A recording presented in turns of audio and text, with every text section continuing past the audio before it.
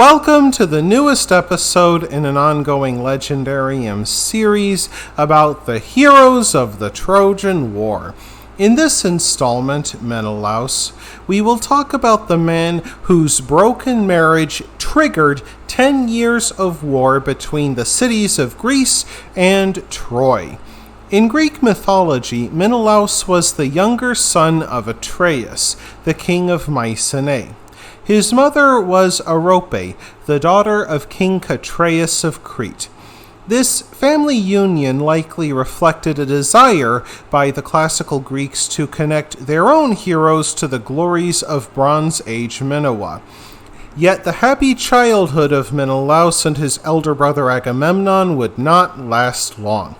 Two members of the house of Atreus formed an incestuous union, and the gods punished this outrage by cursing them with a demonic child named Aegisthus, whose bloodlust would terrorize and splinter the house of Atreus.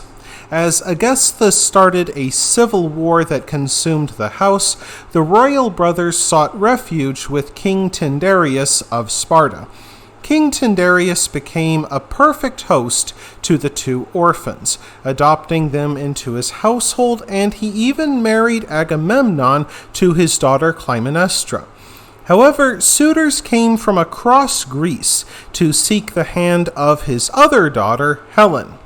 Odysseus helped King Tyndareus ensure Helen's marriage to Menelaus by having all the suitors pledge to honor and defend Helen's union, no matter who she wed. As the suitors each hoped that they would marry Helen, they freely took the oath. Thus, Menelaus was able to marry Helen to Menelaus with no interference from the other suitors.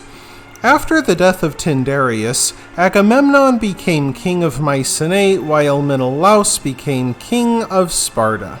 Menelaus had one daughter with Helen named Hermione. Yet the curse upon the house of Atreus was not yet spent. Paris, who visited Sparta on a friendly diplomatic visit, claimed Helen as a prize for his judging a beauty contest among the goddesses.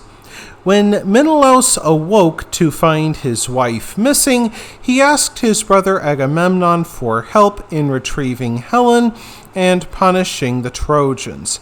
Agamemnon, hungry for glory and booty, reminded the other Greek warlords of the oath of Tyndareus and led them to Troy.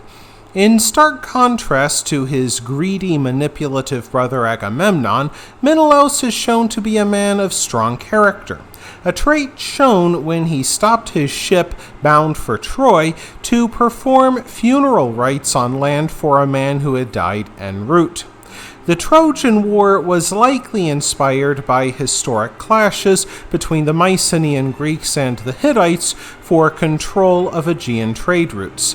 This conflict was likely a series of summer campaigns rather than the decade-long siege portrayed in the Iliad. Regardless, one of the highlighted battles of the Iliad occurs between Paris and Menelaus, and Menelaus is described by Homer as the master of the war cry. The two men faced off against one another before the gates of Troy, with Helen watching to decide the outcome of the war after 9 years of combat. The two men drew lots to see who would throw their spear first, and Paris won. While Paris threw his spear, Menelaus blocked it with his shield. Menelaus then hurled his spear at Paris's shield with such force that he punched through Paris's defense. After a titanic struggle between the two men, Menelaus began strangling Paris with his own helmet strap.